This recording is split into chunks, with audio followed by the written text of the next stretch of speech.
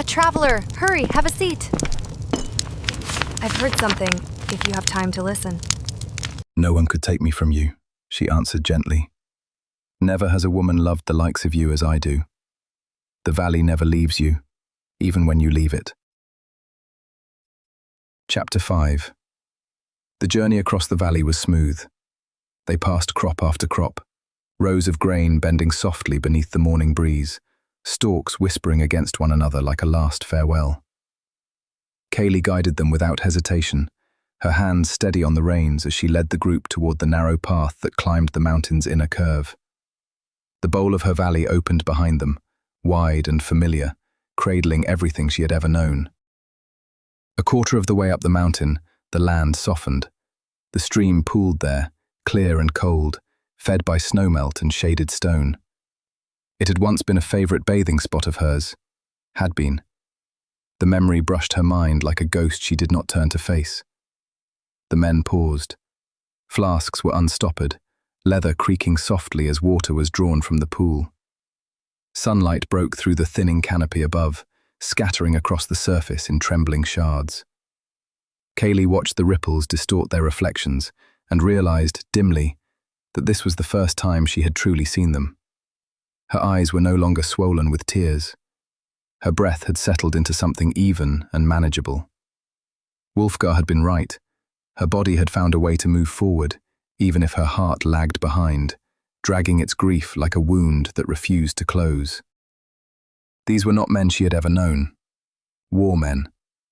One of them straightened from the pool and turned toward Dante, reducing the distance between them with easy confidence. The first set of ogres is about half a day's ride ahead. He pointed toward the far side of the pool, where tracks marred the damp earth, deep impressions pressed hard into the soil. Then his gaze shifted to her, measured but not unkind. "My Lady Kaighleigh, there are wild sheep in these parts of your home?" Her heart tightened. The question reached backward, brushing against the memory of yesterday, of release, of fear, of choice. She took a moment before answering, aware of the men waiting, aware of how the mountain behind her seemed to watch as well. "I set them loose," she said softly, "to deter the ogres from our home." Her gaze drifted back down the valley. By the time they rested the horses again, darkness would have settled. Her home would be beyond sight then, swallowed by distance and shadow. "'Twas a good idea," the man replied after a pause. "They were left behind by the first unit, and likely not the last. They stayed to search for what they've all been seeking, my lady." He stretched, joints cracking faintly. The words unsettled her. What they have all been looking for.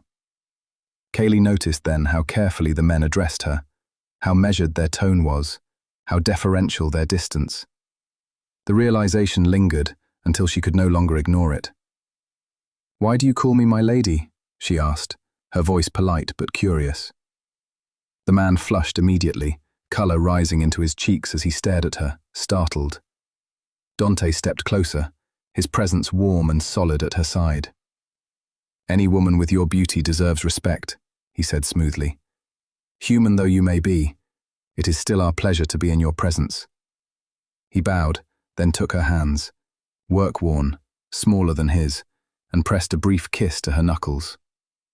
Heat rushed to her face before she could stop it. Wulfgar appeared near one of the trees then. The setting sun filtered through the branches, catching in his fur, turning him into something fierce and otherworldly.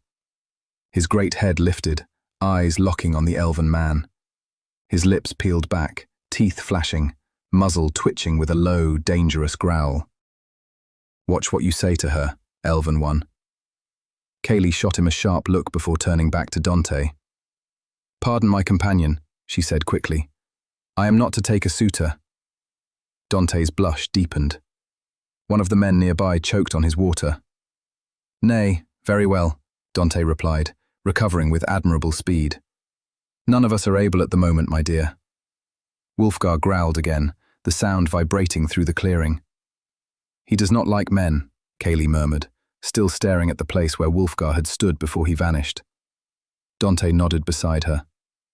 "He is a demon, my lady." One such as yourself should have no dealings with creatures so evil. Her chest tightened. I love him, she said, turning away before he could see the lie settle on her tongue. He is my familiar. The taste of it was sour. Lies always were. The breeze moved through the trees, carrying the scent of earth and water. The golden day faded into something softer, something quieter. This land, this valley, would always be her home. When will we be moving? She asked, forcing the words through the ache in her throat. Soon, Dante replied. As Kruger said, there is more behind us and more ahead. She remembered the name then. Kruger, the elven one, broader than the others, quieter, less rigid. What are they looking for? She asked, directing the question toward him. Before Kruger could answer, Dante spoke instead. I will explain tonight. His gaze had shifted uneasily into the forest. Wulfgar pressed at the edges of her thoughts, disapproval coiling tight. It's you, Kaighleigh, he said. He does not think you should be with me. He will try to take you away. She resisted the urge to scoff. No one could take me from you, she answered gently. Never has a woman loved the likes of you as I do. For a moment he fell silent. Warmth pulsed through her chest, brief, intense, before he withdrew again with a huff. His voice vanished behind the pounding of hooves. The mare was strong, tireless from days of labor, her muscles driving them forward with relentless speed. Kaighleigh clung to the reins as the world blurred past. Trees, rock, shadow, everything streaking together as she fled. She did not know where she was going, only that she could not stay. Branches whipped at her arms, stones jarred beneath pounding hooves. Tears streamed freely, flung away by the rushing wind. Her golden hair streamed behind her like fire in the moonlight. Kaighleigh, stop, Wulfgar ordered, his voice sharp with alarm. She ignored him. The pain burned too fiercely, drowning out reason, drowning out everything. Then she burst into a clearing. Wulfgar stood there, massive, furious. His fur bristled, back arched, eyes blazing with searing heat. The mare screamed. She reared violently, throwing Kaighleigh free. The world spun. She struck the ground hard, air tearing from her lungs as she rolled through tall grass before coming to a jolting stop. The horse fled, disappearing back up the mountain, leaving her alone beneath the open sky. Kaighleigh lay there, gasping. Why? She whispered when her breath returned. Then the sobs came. Why? She screamed, her voice breaking and scattering into the night, carried away by the wind, as if the world itself refused to listen.